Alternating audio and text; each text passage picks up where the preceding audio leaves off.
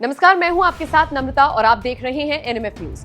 उत्तरकाशी की सिलक्यारा टनल के अंदर 41 मजदूर फंसे हुए हैं। 9 दिन बीत गए हैं। मजदूरों को निकालने के लिए कई प्लान्स तैयार किए गए हैं, लेकिन सुरंग के अंदर बार बार मलबा गिर रहा है और इसीलिए उन मजदूरों को निकाल पाना मुश्किल हो रहा है।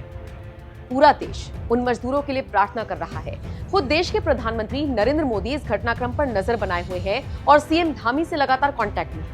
अब चलिए, ये तो हुई इस पूरे घटनाक्रम की बात, लेकिन कई सवाल ऐसे हैं जो सबके जहन में। इनके जवाब आज हम आपको अपनी इस रिपोर्ट में देंगे। सबसे पहले ग्राफिक्स के जरिए समझिए कौन कौन से हैं वो सवाल। सबसे पहला सवाल, ये पूरा प्रोजेक्ट था क्या? ये टनल कैसे धंसा? मजदूर सुरंग में कैसे फंसे? राहत बचाव काम किस तरह से हो रहा है? और आखिरी सवाल, अब अगला रास्ता क्या है और किस तरीके से उन मजदूरों को बचाया जाएगा? ये 5 सवाल हैं जिनके जवाब हम आपको अपनी इस रिपोर्ट में देंगे और पूरी तरीके से एक्सप्लेन करेंगे। एक एक करके आपको इन सवालों के जवाब दूं उससे पहले, ये जो तस्वीर आप देख रहे हैं ये उसी निर्माणाधीन सुरंग की है जो धंस गई। अब जिन लोगों को नहीं पता वो ये जान लें कि ये सुरंग महत्वाकांक्षी 4 धाम प्रोजेक्ट का हिस्सा है जो हिंदुओं के तीर्थ स्थल बद्रीनाथ, केदारनाथ, यमुनोत्री और गंगोत्री तक की कनेक्टिविटी को बढ़ाएगी। एक कंपनी है नवयुगा कंस्ट्रक्शन और उसी के सब कॉन्ट्रैक्टर है BSL construction. Andhra based company है और यही कंपनी लगभग 4.5 किलोमीटर की एक सुरंग बना रही है। ये सुरंग उत्तरकाशी से होते हुए यमुनोत्री निकलती है। सुरंग सिलक्यारा और डांडल गांव के बीच में है। ये सुरंग यात्रियों का काफी वक्त बचाएगी। दोनों तरफ से खुदाई का काम चल रहा था। सिलक्यारा की तरफ से 2.3 किलोमीटर खुदाई हो चुकी है, जबकि डांडल गांव की तरफ से 1.6 किलोमीटर खुदाई हो चुकी है और बीच का सिर्फ 600 मीटर का रास्ता बचा है। एक तस्वीर देखिए आप। ये जो तस्वीर आप मेरे पीछे देख रहे हैं, अब मैं आपको इसके जरिए एक्सप्लेन करूंगी कि किस तरीके से काम हो रहा था और मजदूर कहां पर थे और कैसे फंसे हैं। ये देखिए, जो तस्वीर आप देख रहे हैं सिलक्यारा से शुरू हुई और डांडल गांव तक इसको जाना था। अब देखिए, दोनों तरफ से इवैक्यूएशन का काम चल रहा था, यानी सुरंग को यहां से भी खोदा जा रहा था और यहां से भी इसको बनाया जा रहा था। ये जो आप स्क्रीन पर देख रहे हैं तस्वीर, यहां से लगभग 2.3 किलोमीटर का एरिया इवैक्यूएट किया जा चुका है, यानी इसको पूरा साफ किया जा चुका है। मजदूर इधर से भी लगे हुए थे। फिर सेम इधर से डांडल गांव की तरफ से 1.6 किलोमीटर, जो आप अपनी स्क्रीन पर तस्वीर देख रहे हैं, सिर्फ इसी पर फोकस रखिए। यहां से इतना पार्ट इवैक्यूएट हो चुका है और जो बीच का पोर्शन बचा है ये है 600 मीटर, यानी लगभग आधा किलोमीटर का रास्ता बचा है। और ये जो मजदूर यहां पर काम कर रहे थे, ये लगभग 41 मजदूर थे जिस वक्त अचानक से सुरंग धंस गई। अब देखिए, ये तो उनकी किस्मत ठीक ठाक रही कि उनके ऊपर कुछ नहीं गिरा, बल्कि दोनों साइड से मलबा गिर गया। अब एक और इमेज देखिए जिसमें मैं आपको ये समझाऊंगी कि किस तरीके से मजदूर फंसे हैं। ये देखिए, 60 मीटर तक का दायरा है जहां पर पत्थर पड़े हुए हैं। जो सुरंग टूटी है, जो ऊपर से वो ढही है, तो ये इस तरीके से पत्थर है 60 मीटर। मतलब सोचिए, मेरे आगे 60 मीटर तक इसी तरीके से पत्थर हो तो कितना एरिया बैठेगा। ये मजदूर हैं यहाँ पर फंस गए हैं और जो इनका दायरा है सिर्फ 400 मीटर का है, जिसमें ये 41 मजदूर फंसे हुए हैं। ये ऐसा इलाका है जहां पर ये फंसे हुए हैं। अगर अब आप सिलक्यारा की तरफ से देखेंगे तो 60 मीटर तो आपको दिख रहा है, लेकिन अगर आप डांडल की तरफ से देखेंगे तो पता नहीं कितना ज्यादा ये एरिया है जहां पर मलबा गिरा हुआ है। मजदूर किस तरह से फंसे और अभी किस स्टेज पर हैं, ये भी आपको इस स्क्रीन पर जो आप अपनी तस्वीर देख रहे हैं इसके जरिए समझ में आ गया होगा।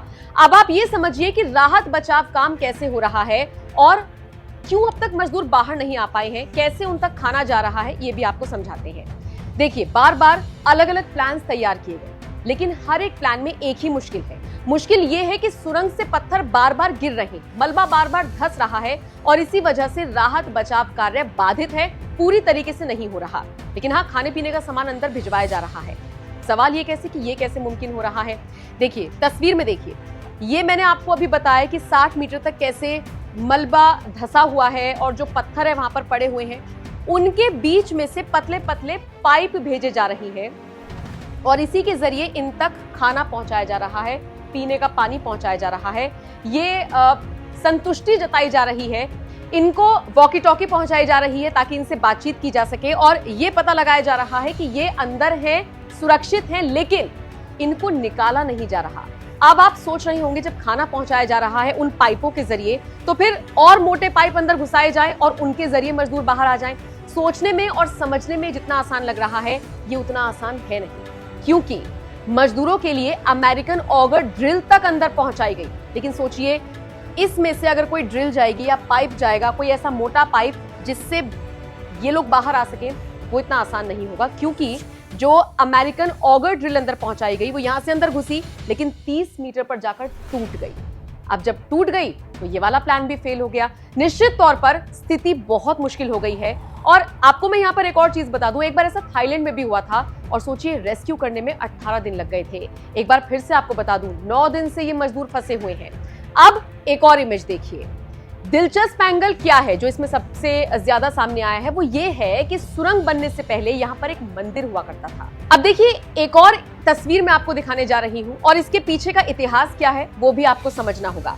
मैं चाहूंगी कैमरा पर्सन आप तस्वीर बदल दें पीछे। ये देखिए तस्वीर, ये है जो न्यूज एजेंसी ANI ने भी पोस्ट की है। ये एक मंदिर है जो अब फिर से यहां पर बनाया जा रहा है। अब इस मंदिर का इतिहास क्या है? टनल बनाने के लिए कहा जाता है कि एक मंदिर प्रशासन की तरफ से तोड़ दिया गया। लोगों का कहना है ये उसी वजह से हो रहा है, सजा उसी वजह से मिल रही है। सोचिए, इस आस्था को मानते हुए अब उस मंदिर को फिर से बनाया जा रहा है, और ये आप अपनी स्क्रीन पर अब पूरा वीडियो देख रहे हैं।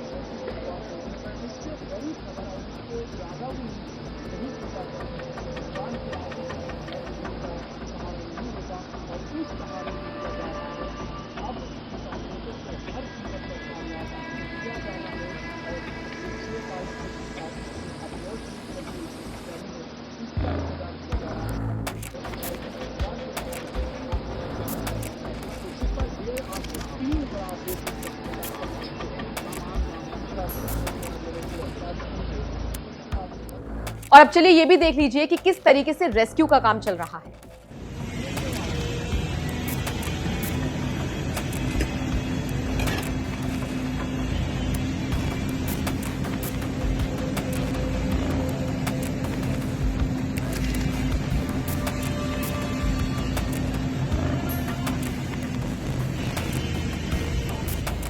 NHIDCL यानी national highways and infrastructure development corporation limited ने अब तीसरा प्लान तैयार किया है, जिससे खाना तो पहुंचाया जा रहा है, लेकिन इन मजदूरों को कैसे निकाला जाएगा इसको लेकर फिलहाल कोशिश जारी है। उस प्लान C को लेकर अभी कुछ रिवील नहीं किया गया है, लेकिन हाँ, एक जो सीधा सीधा तौर पर रास्ता दिखता है वो यही रास्ता दिखता है कि पाइप किसी तरीके से अंदर घुसाया जाए, एक इस तरीके का पाइप घुसाया जाए जिससे मजदूर एक एक करके बाहर आ सके। लेकिन ये पत्थर, ये मलबा जो मैंने आपको पिछली तस्वीरों में दिखाया, वो इतना ज्यादा हार्ड है कि उसको हटा पाना मुश्किल हो रहा है।